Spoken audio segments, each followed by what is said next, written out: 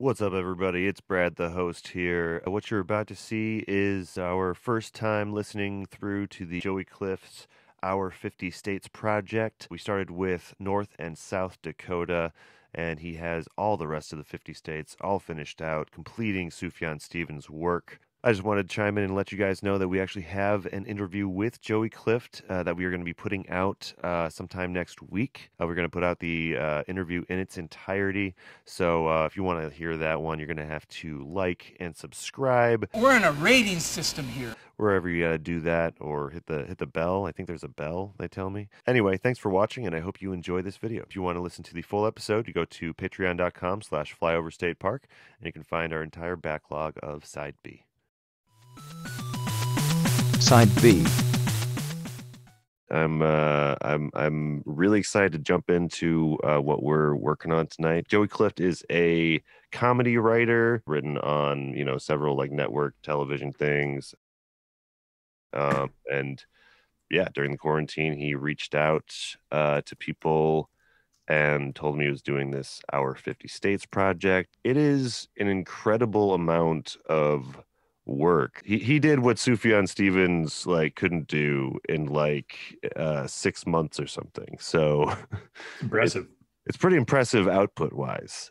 So we're gonna finally do one of his weird kind of amalgamations of tracks about North and South Dakota. And North and South Dakota as one. We are doing that. That was an executive decision by Brad because yes, we have a lot of states to cover. Is it wherever the Corn Palace is? There's a Corn Palace, by the way. It's in Mitchell, South Dakota. Yeah, it is an entire building because it's a big corn area. So they cover the outside with or I think it's with dried corn every year and decorated in patterns. And it's usually Western singers and country singers that are done in murals and stuff in corn. Huh. And it's a palace. You want to get on to the first track here? First track is just called North by North Dakota. So yeah, let us know how it's sounding out there. And yeah, here we go. Okay, here we go. Hey, same start. Wow. No idea. I didn't know how to tell you. 1 second, guys.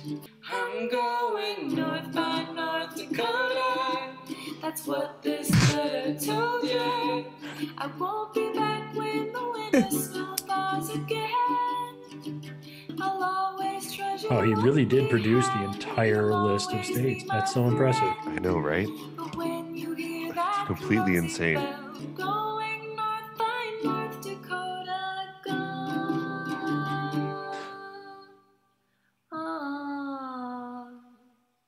Huh.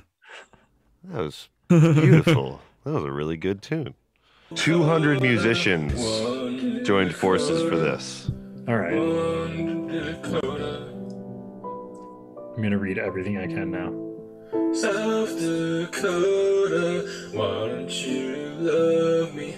It's because Also, just like me, he says he's not a huge Sufjan fan, so I'm with him. Okay. Yeah, so I mean, I see the whole style as a little tongue-in-cheek at the very least, but also it's probably a pretty easy style to write a lot of stuff. Oh, I have to start at 6 a.m. tomorrow. God damn it. Okay, sorry. Oh no. Just got a work text.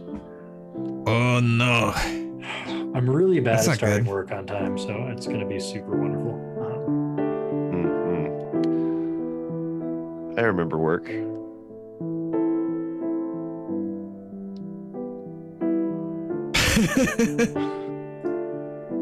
I love how there's this sad piano playing and you're like, I remember work in the before times when the people could go outside and play. I mean, this is a hell of a pandemic project overall. And what'd you guys think of that? How'd that hit you? How you feeling? Right. Well, because when you said one Dakota, I mean, I could think of it as one people.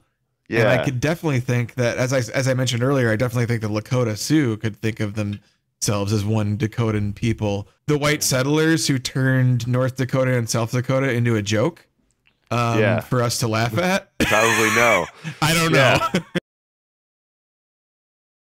I'd like to start this story by asking, please nobody sue me for anything I'm about to say. I'm pretty sure nothing that That's I a good say start. is libel or slander. I don't remember which one is spoken aloud.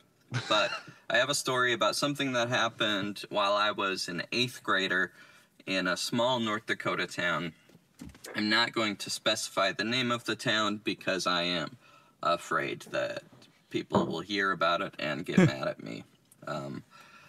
So the wrestling team became somewhat infamous nationally very briefly in February, about 10 years ago, in my small town, because the team had stopped on the way to a tournament.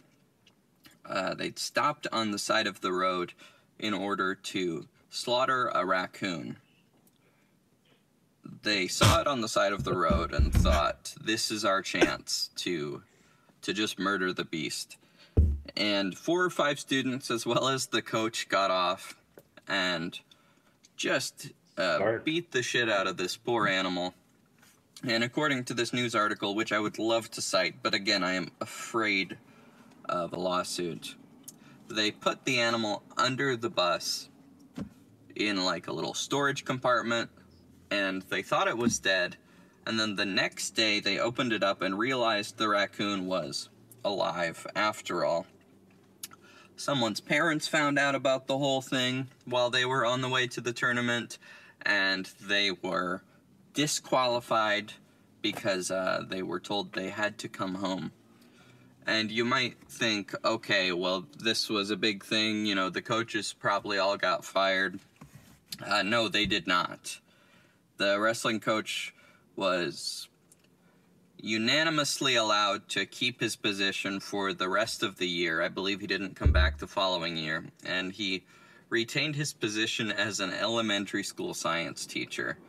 And I guess my whole goal with this story is to say that my town was incredibly bizarre, and it's the sort of place where a room could be packed with support for a man who asked a bunch of children to get off a bus with him and slaughter a raccoon.